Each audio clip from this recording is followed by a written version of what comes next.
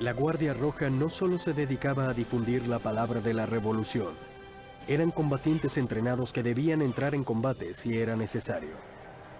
Antes del fin de la Revolución Cultural, casi 1 millón de personas había muerto. Yo tenía una diana a la que le habíamos puesto un casco de soldado estadounidense. Todas las mañanas, como a las 4, nos levantábamos y el instructor militar nos entrenaba. Teníamos un arma con una bayoneta y hacíamos...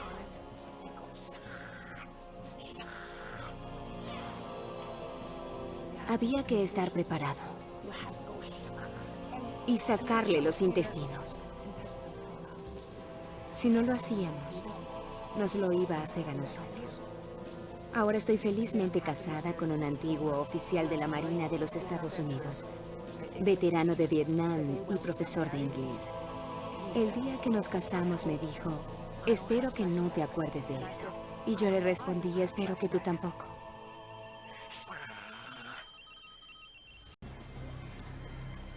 Muchas personas salieron a las calles a destrozar los letreros de las tiendas, pues los revolucionarios decían que en muchos se sugerían viejas ideas, la vieja cultura, viejos hábitos y costumbres. Por ejemplo, el mercado de la prosperidad insinuaba que había que tener dinero y tener dinero era malo. Un teatro que quedaba cerca de mi casa se llamaba Teatro de la Paz. No les gustaba y lo cambiaron por Teatro de la Revolución. Mao eliminaba a sus adversarios políticos cuando no respaldaban sus políticas.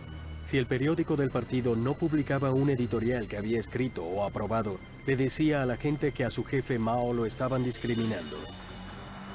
Esto incluso le daba pie para decir, las ideas revolucionarias se están dejando de lado, etc.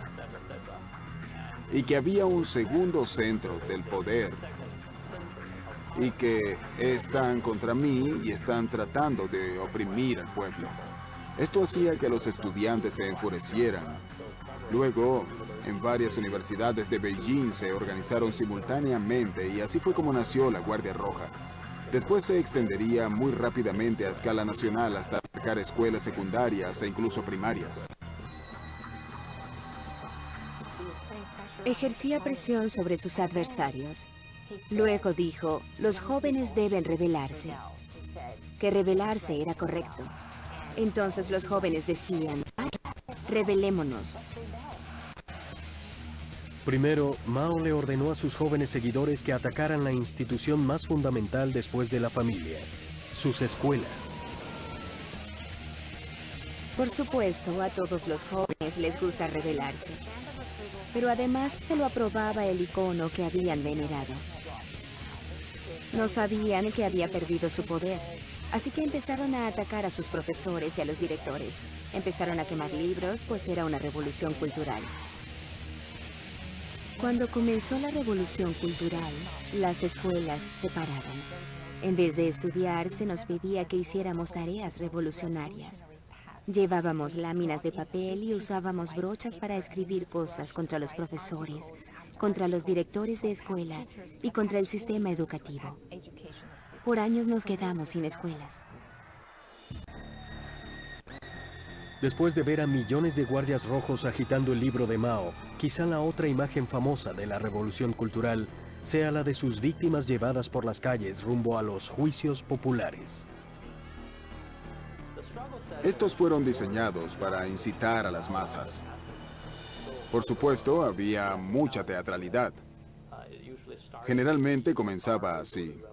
Los revolucionarios iban a la casa u oficina de una persona, la arrastraban hacia la calle, les ponían orejas de burro y le colgaban un letrero en el cuello en el que escribían una especie de veredicto. A veces los metían en un camión y los paseaban públicamente por las calles para que un mayor número de personas pudiera ver la humillación. Luego se les llevaba a una especie de auditorio, los subían en una tarima y la gente les gritaba consignas. A veces los mataban a golpes o eran forzados a confesar algún tipo de crimen. Los juicios populares eran más que una oportunidad para los revolucionarios de abusar de la víctima y para seguir las órdenes de la retórica de Mao. Nadie era inmune. A Ji Lijian, cuya familia formaba parte de una compañía de teatro, se le pidió que denunciara a su propio padre.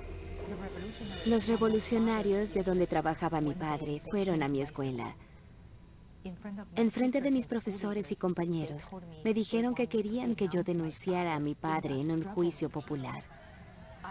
Yo debía pararme en la tarima frente a cientos de personas y condenarlo por su crimen.